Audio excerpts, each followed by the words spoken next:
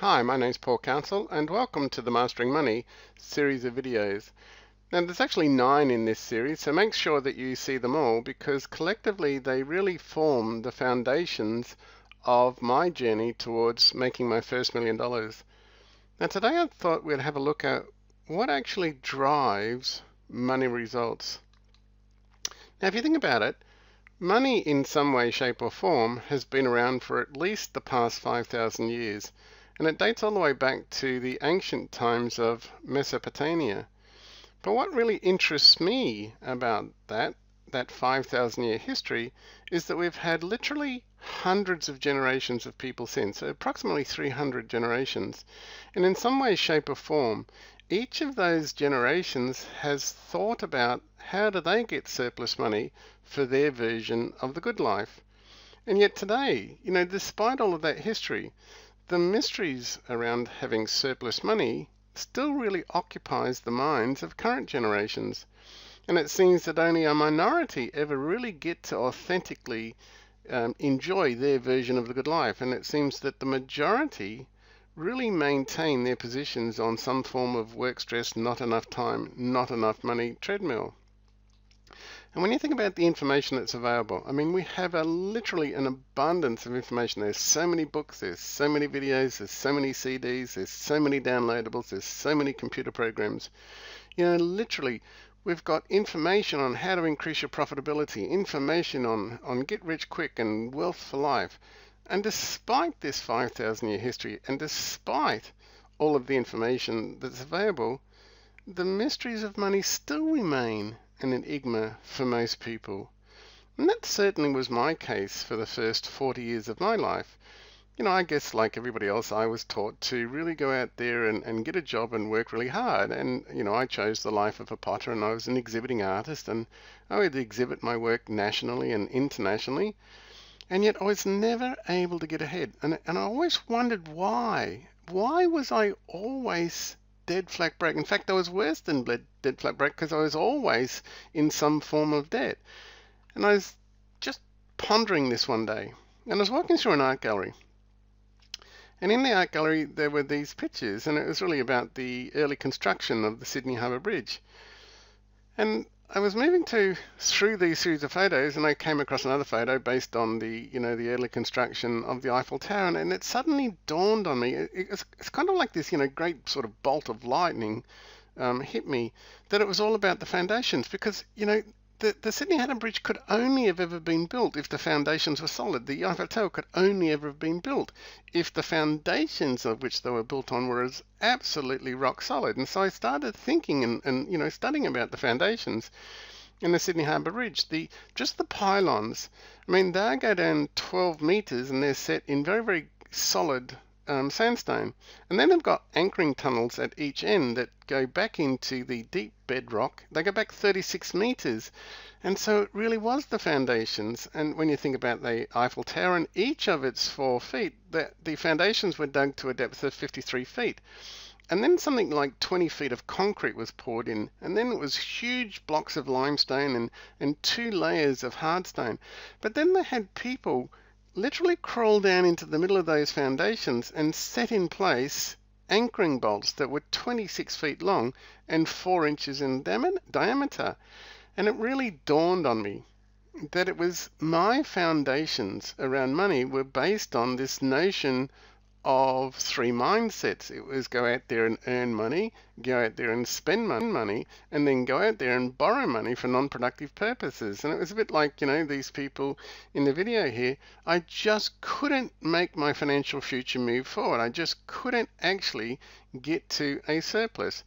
So I started to think it was the foundations in my mind that I had to rebuild. And for doing that, I had to really stop being distracted by things that were really unimportant.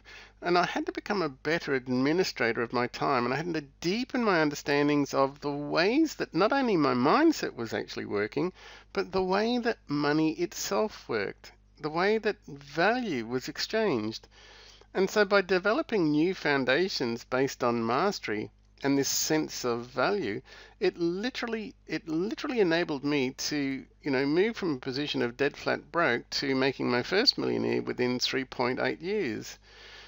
And so think about where you are in terms of the financial results that you want or the financial success that you want. And it really does require a combination of two things. It requires literally building new foundations in a mindset so that mindset can start opening itself to the possibilities and the opportunities of generating surplus money for lifestyle. And then we're going to start directing that mindset at real life strategies, or what I call the mechanics of wealth, that lead directly to increasing your profitability. And again, it's a little bit like building a bridge here. On one side of the bridge, you've got your current money results, and you've got your current mindset around those money results. On the other side of the bridge, you've got sort of the future results based on money, but it's also requiring a future mindset to get those results. And so I thought I'd share some of the mindset things that I had to go through. And what I'm going to do is build a picture here, and it's a little bit detailed, but you'll actually get the sentiments that I'm trying to share. The thing that I had to start thinking about first was the subconscious models that I had been conditioned with. Now, those subconscious models could be based on old blueprints from the community around you, from your parents, from the environment, or in fact you could insert a whole new series of blueprints. And that's exactly what I did. I started to insert a whole new series of blueprints into my subconscious mind. And then I started to understand that, we actually have multiple selves. We're not just one personality.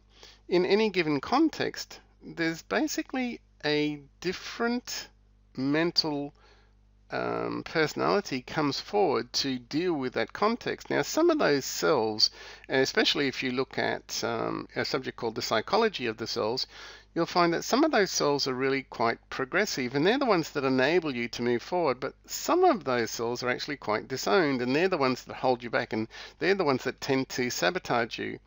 So I started thinking about the psychology of the cells, and then I started thinking about the actual mindset, or what the cognitive drivers. How do I think about how I think about things? And I understood that, those cognitive drivers could be based on what's been termed resistance states.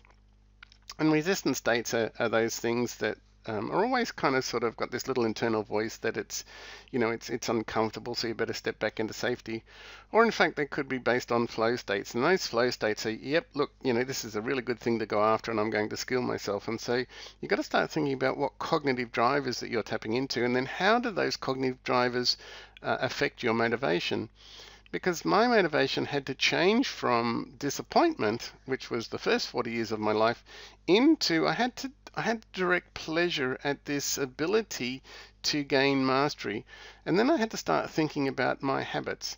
And I needed to get out of the ruts of sameness and start exploring new habits that were based on learning, that were based on exploring new territory, that were based on exploring new thinking models, that were based on exploring new understandings about money.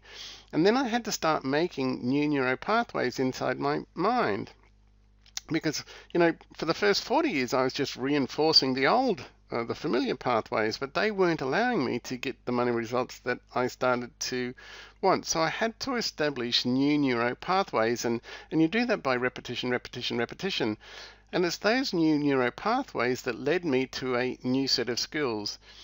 And it was the new set of skills that were relevant to the new money results that I was seeking.